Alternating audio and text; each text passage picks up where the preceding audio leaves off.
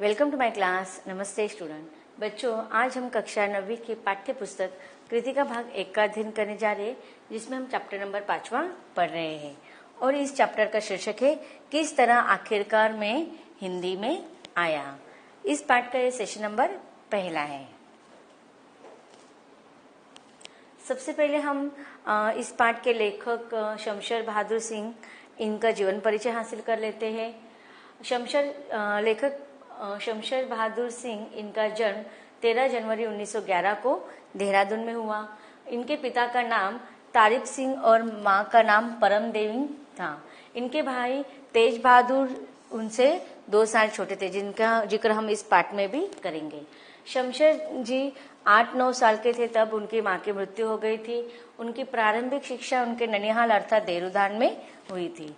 बाद की शिक्षा गोंडा और इलाहाबाद विश्वविद्यालय में हुई। 1935 और 36 में उन्होंने उकील बंधुओं से भी कला प्रशिक्षण लिया है। अब उकील बंधुओं का जिक्र भी हम इस पाठ में पढ़ेंगे। सन 1929 में 18 वर्ष की अवस्था में उनका विवाह धर्मवती के साथ हुआ था। 6 वर्ष के बाद 1935 में टीबी से धर्मवती की मृत्यु हो गई। 24 वर्ष के शमशेर को मिला जीवन का यह अभाव कविता में विभाव बनकर हमेशा मौजूद रहा है। काल ने जिसे छीन लिया उसे अपनी कविता में सजीव रखकर वे काल से होड़ लेते रहे।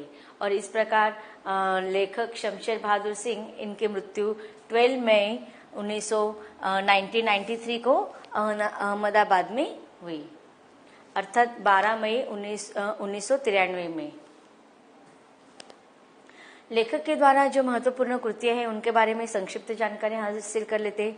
लेखक शमशेर सिंह, इन्होंने कविता संग्रह लिखे हैं, जिनके नाम हैं कुछ कविताएं, कुछ और कविताएं, चुका भी नहीं हूं मैं, फिर इतने पास अपने, उदिता, अभिव्यक्ति का संघर्ष, बात बोलोगी, काल तुमसे होड़ है मेरी। इस प्रकार इनके प्रसिद्ध कविता संग्रहों के नाम हैं।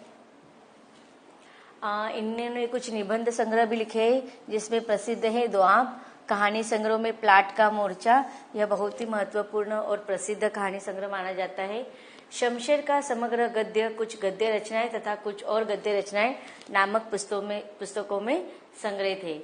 उनकी प्रमुख कविताओं में अमन का राग, एक पीली शाम, एक नीला दरिया बरस रहा, यह प्रमुख है। साहित्य अकादमी उनको कौन कौन से पुरस्कारों से सम्मानित किया गया है ये देखते हैं। चुका भी हूँ नहीं में, इस पुरस्कार के लिए साहित्य अकादमी पुरस्कार दिया गया है। फिर इनको मैथिली शरण गुप्त पुरस्कार से भी सम्मानित किया गया है। कबीर सम्मान से भी उनको सम्मानित किया गया है। तो बच्चों, इस प्रकार हमने लेखक के बारे में जानकारी हासिल कर ली है। अब हमारा जो पाठ है किस तरह आखिरकार में हिंदी में आया, इस पाठ के बारे में संक्षिप्त जानकारी हासिल कर लेते हैं। लेखक कहते हैं कि किस तरह इस आखिरकार में हिंदी में आया। इस पाठ में नई और विशिष्ट गद्य शैली में यह पाठ लिखा गया है। यह ललित गद्य रचना है।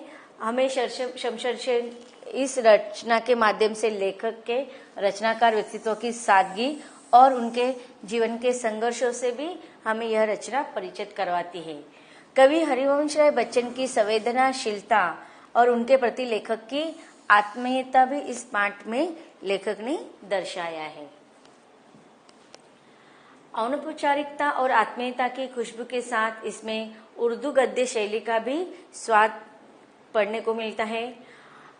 लेखक कहते हैं कि आशा है कि विद्यार्थी बिना बोझ का अनुभव किए बिना आनंद के साथ इस पुस्तक को पढ़ेंगे। इस पाठ में लेखक की सृजनात्मक प्रतिभा का विकास होगा तथा बच्चों को भी सृजनात्मक प्रतिभा का विकास होने में यह पाठ सहायक होगा। ये संकलित लेखकों की अन्य महत्वपूर्ण कृतियों को पढ़ने के लिए भी प्रेरित होंगे। तो इस प्रकार इस पाठ के संक्षिप्त जानकारी हमने हासिल कर ली है। अब हम पाठ की शुरुआत करते हैं। हमारे पाठ का शीर्षक है किस तरह आखिरकार में हिंदी में आया। अब देखिए, यहाँ पर इस पाठ के लेखक है शमशेर बहादुर सिंह। इस पाठ के शीर्षक में लेखक ने यहाँ में इस शब्द का प्रयोग किया गया है। तो ये में किसके लिए प्रयोग किया गया शब्द है? खुद लेखक शमशेर बहादुर सिंह, इनके लिए। अब लेखक जो हिंदी साहित्य में उनका प्रवेश कैसा हुआ, किस प्रकार से इस साहित्य को लिखने में वह उत्साहित हुए या प्रोत्साहित हुए, इसका सारा विवरण इस पाठ में दिया हुआ है। इसलिए लेखक कहते हैं कि किस तरह आखिरकार में हिंदी में आया। तो हिंदी इस साहित्यिक शैली में या साहित्यिक विधाओं को लिखने में किस तरह से लेखक ने अपना कदम उठाया है, इसको हम विस्तार से इस पाठ के माध्यम से पढ़ेंगे। लेखक पाठ की शुरुआत में ही कहते हैं कि एक ऐसी बात, एक ऐसा जुमला मुझसे कह दिया गया था कि मैं जिस हालत में था उसी हालत में, और जो कुछ 5-7 रुपए मेरे पास थे उन्हीं को लेकर दिल्ली के लिए पहली बस जो मुझे मिलती थी चुपचाप उसी पर चढ़ा और चल दिया। अब देखिए लेखक की जो आर्थिक स्थितियां थी, हमने जीवन परिचय में भी हासिल किया जानकारी कि वो इतने आर्थिक परिस्थिति से इतने अच्छे नहीं थे, फिर भी जहां पर भी रहते थे वह स्वाभिमान के साथ रहते थे। लेखक पाठ की शुरुआत में ही कहते हैं कि किसी अन्य व्यक्ति के द्वारा उनको कुछ ऐसी बात कही गई थी जो लेखक के दिल को बहुत चुभी थी, वह दिल के लेखक के हृदय को आघात हुआ था। और ऐसी बात सुनकर लेखक जिस हाल में थे उसी हाल में वहां से निकल पड़े।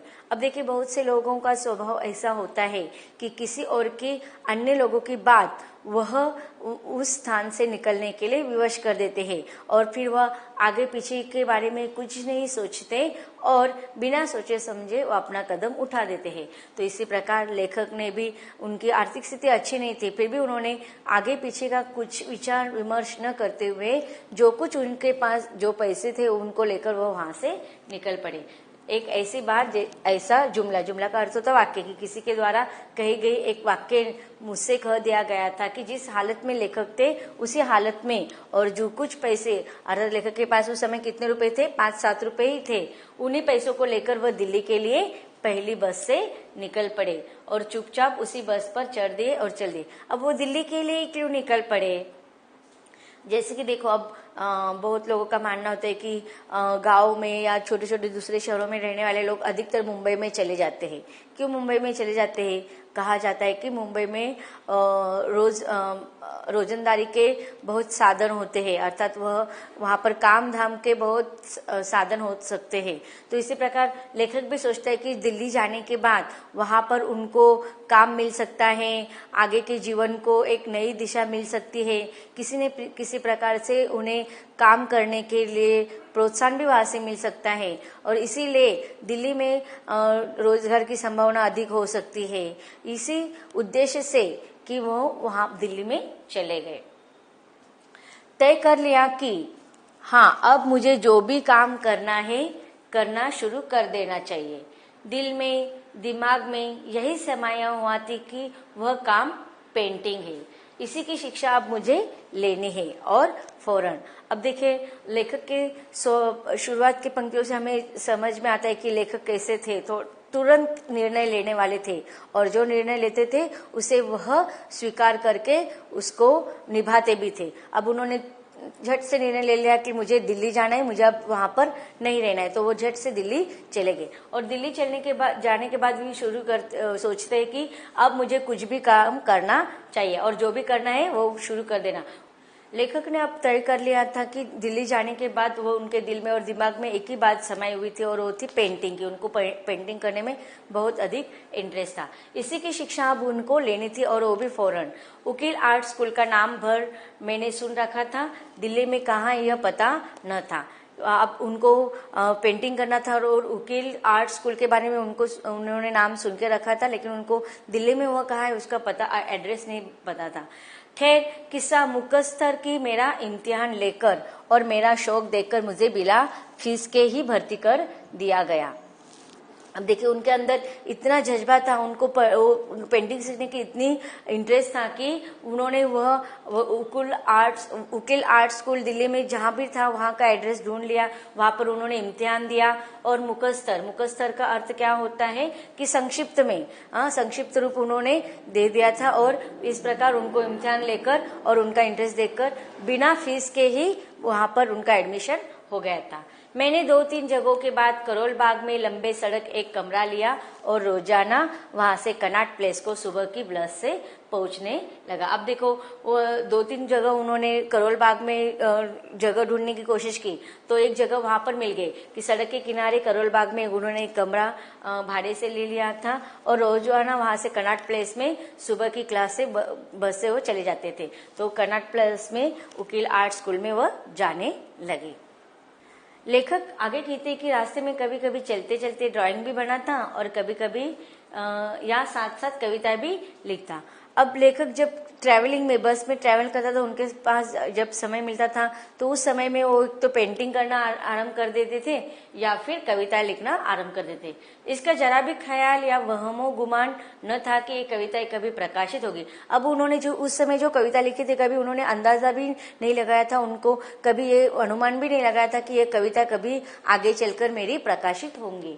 बस मन की मौज या तरंग या कोई टिस्सी थी। सिर्फ वो मन के एक इंटरेस्ट या मन के अंदर की बातों को लिखने की जो संवेदना या भावनाएं थे वो लिखने की एक सिर्फ उनकी मौज थी या वो उत्साह ही था लिखने के पीछे। लेकिन कविता लिखना है, मुझे लेखन कला में जाना है, साहित्य में जाना है, ऐसा उन्होंने पहले से कभी सोच के नहीं रखा था। चुनाचे अतः अंग्रेजी में जैसी भी कुछ और उर्दू में गजल या शेर लिखता था और हर चीज और हर चेहरे को बगौर देखता ही उसमें अपनी ड्राइंग के लिए या तत्व खोज सकता या पा सकूंगा। अब देखिए, जहां पर भी जाते थे चीजों को निरीक्षण करने लगे थे, सूक्ष्म से सूक्ष्म दृष्टिकोण से वह सारी चीजों को देखने लगे कि उनको वहां से कुछ पेंटिंग करने के लिए सूझ जाए, कोई विषय मिल जाए लिखने के लिए। तो इस प्रकार से उनकी सूक्ष्म निरीक्षण क्षमता बढ़ने लगी। आंखें थक जाती थी। अब देखो, सारे लोग मतलब इर्द गिर्द देखते देखते वो उनकी आंखें बहुत थक जाती थी, लेकिन मगर उस खोज का, हर चीज का, चेहरे और दृश्य का या स्थिति का, गति का अपना विशिष्ट आकर्षण कम न होता था। बस आंखों की ही मजबूरी थी। अब देखिए, वो कहते थे कि भले ही मेरे आंखें थक जाती थी इर्द गिर्द निरीक्षण करने में, लेकिन मेरा मन, मेरा दिल, मेरा दिमाग, मेरा आकर्षण कभी नहीं थकता था। कभी कभी तेज बहादुर अर्थात उनके भाई कुछ रुपए उनको भेज देते थे या साइन बोर्ड पेंट करके कुछ सहारा कर लेते थे। अब देखिए, वह उनके वहां पर गए तो थे वो दिल्ली में, लेकिन उनकी आमदनी तो कुछ नहीं थी, वो तो सीख ही रहे थे।